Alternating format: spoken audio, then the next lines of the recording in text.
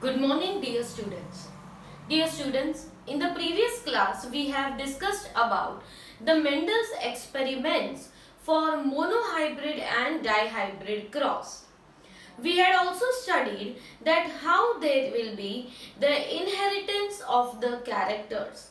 So inheritance of the characters, in which we have seen that for every characteristic there is presence of a protein.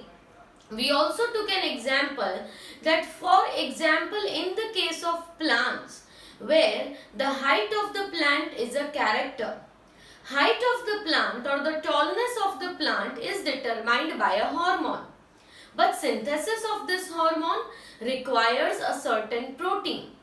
So when a certain protein is required, if this protein is efficiently forming in the body, then the height of the plant will be developing properly.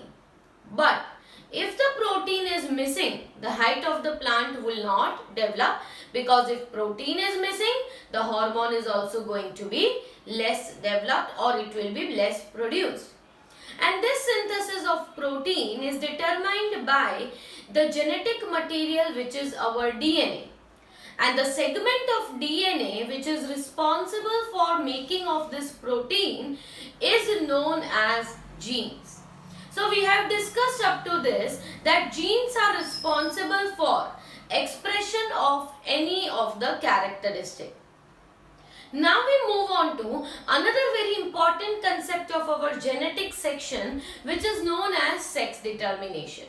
Students, we very well know that sexual reproduction involves the mating between two different sexes, right? So there will be two different sexes that will be mating, and that will be the sexual reproduction, which will, both these sexes are going to be obviously different from each other. So individuals of different sexes are going to have slightly different characteristics, right? So we will mention our first point, that the sexual reproduction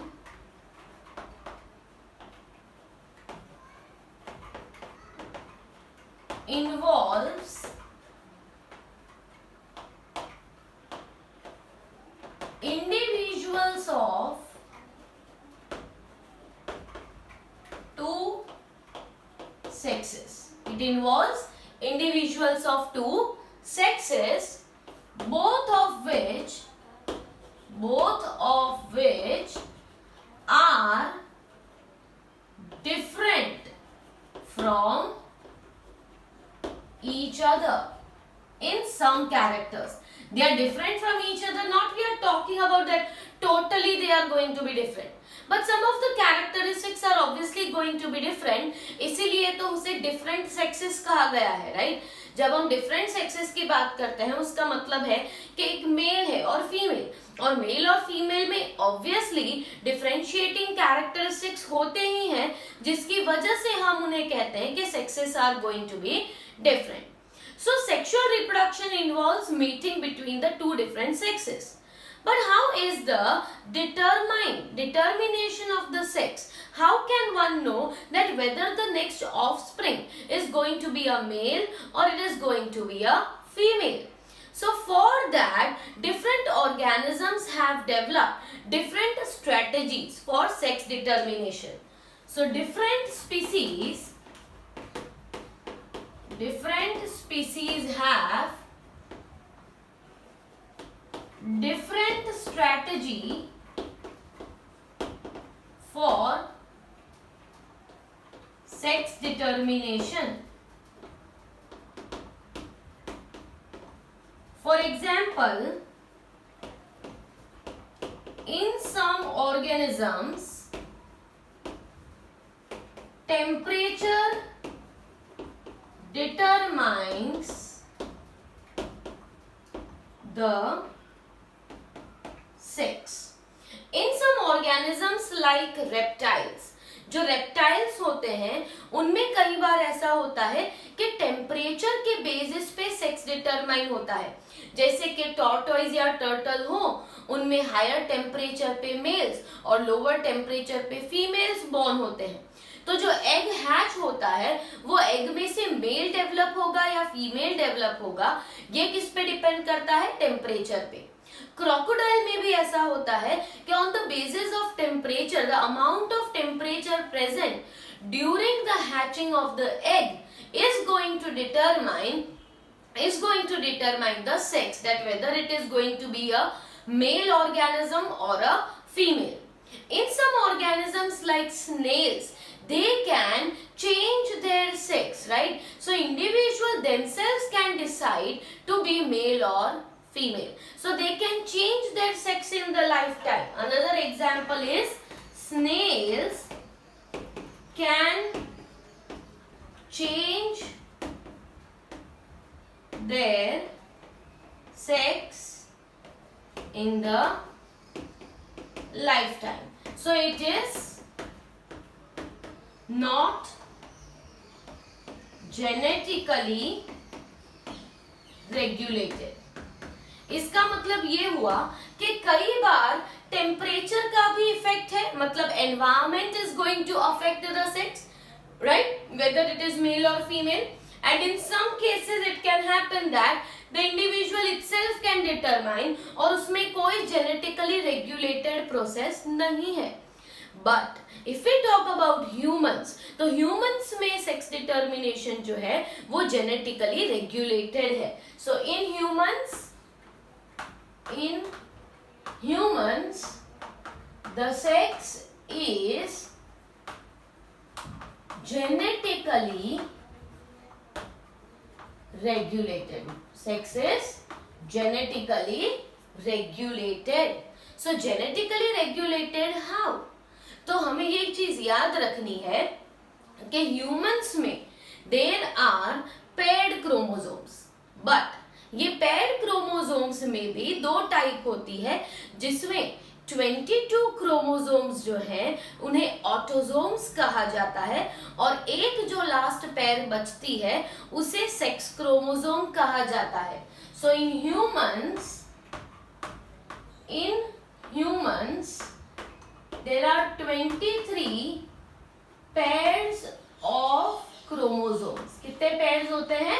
23 pair of chromosome in each cell. याद रखना है कि हमारे हर एक cell में 23 pairs of chromosomes है। ये exception किस में होगा? सिर्फ हमारे रिप्रोडक्टिव सेल्स में, एग और स्पर्म में, जिसमें 23 पेयर्स नहीं होती, इंस्टेड सिर्फ 23 क्रोमोसोम्स होते हैं। तो 23 पेयर्स ऑफ क्रोमोसोम्स तो हैं, पर आउट ऑफ विच 22 पेयर्स जो हैं उन्हें कहा जाता है ऑटोसोम। 22 पेयर को क्या कहा जाता है? ऑटोसोम्स कहा जाता है, जो हम सबके अंदर सिमिलर ही होते हैं, मोर और लेस।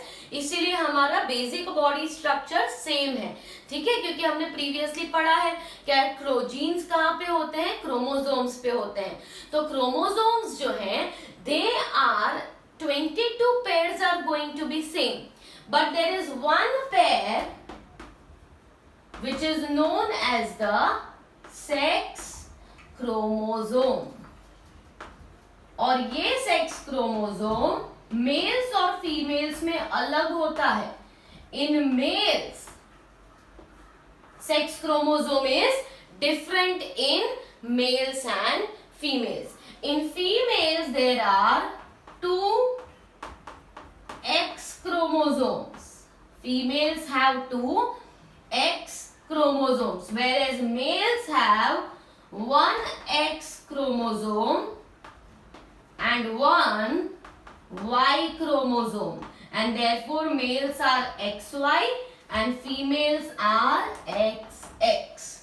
Right? क्या समझ रहे हैं हम कि हमारे पास 23 पेयर्स ऑफ क्रोमोसोम है, पर 23 पेयर्स में से 22 जो पेयर्स हैं, ये 22 पेयर्स सब में सिमिलर होती है और उसे कहा जाता है ऑटोसोम। पर एक जो पेयर पेयर बच जाती है वो पेयर जो है वो सेक्स डिटरमाइनिंग क्रोमोसोम है। और ये क्रोमोसोम मेल और फीमेल में अलग होते हैं। फीमेल में दो सिमिलर तरह के एक्स क्रोमोसोम्स होते हैं, जबकि मेल्स में सेल के अंदर एक एक्स और एक वाई क्रोमोसोम होता है।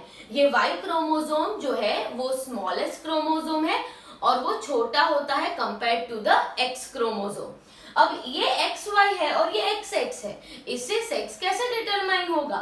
तो the offspring is going to inherit one chromosome from mother and one from the father. अब मदर तो क्या क्रोमोसोम देगी? She can give only x chromosome because उसके पास तो दोनों ही क्रोमोसोम्स एक्स ही हैं। But father is having a possibility to develop a sperm with either X chromosome or with a Y chromosome. If the X chromosome sperm है और वो X egg से मिलेगा तो बनेगा मेल चाइल्ड, और अगर Y क्रोमोसोम है स्पर्म में और X क्रोमोसोम मदर का है तो डेवलप क्या होगा? Male child. X और Y हो तो मेल और X और X हो तो female. So here I will mention that the female will pass on X chromosome to the offspring, और ये डिफॉल्ट हो गया। It will pass X chromosome to the offspring. Why? क्योंकि उनके पास तो दोनों ही क्या है? X ही है। But a male